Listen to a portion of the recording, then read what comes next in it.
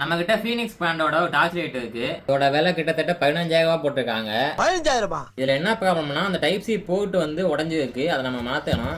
இதுக்குள்ள கம்மு ஊற்றி ஒட்டி வைப்பாங்க. அதை ஹீட் பண்ணாதான் கழட்ட முடியும். எங்கிட்ட உள்ள ஹீட்டர் வந்து காணாம போச்சு. அதனால நாங்கள் இதை வச்சு ஹீட் பண்ணிட்டு இருக்கோம். இதையும் தனியா கழட்டினாதான் நம்ம உள்ள இருக்க போர்டை வந்து மாத்த முடியும். ஆனா இதுவே எங்களால கழட்ட முடியல. நாங்கள் கழட்டிட்டு காட்டுறோம். தனியா கழட்டுறது ரொம்ப கஷ்டமா போயிடுச்சு. உள்ள பசை ஊற்றி ஒட்டியிருக்காங்க.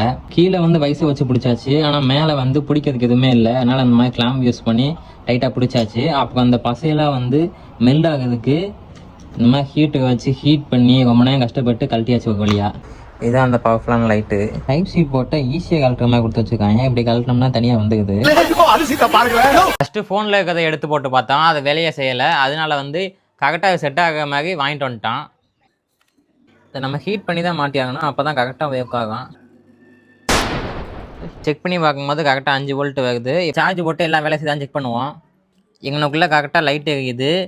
அதே டைமு 2 ஆம்ஸ் கிட்ட சார்ஜ் ஏகுது. அப்போ எல்லாமே சரியாகிடுச்சு. இந்த லைட்டு எவ்வளோ பவர் ஆகுதுன்னு செக் பண்ணுறதுக்காக ஒரு இருட்டான இடத்துக்கு வந்திருக்கான். இது வண்டியோட ஹெட்லைட்டில் எரியுது. இப்போ நம்ம இதை போட்டு பார்ப்போம். இது வந்து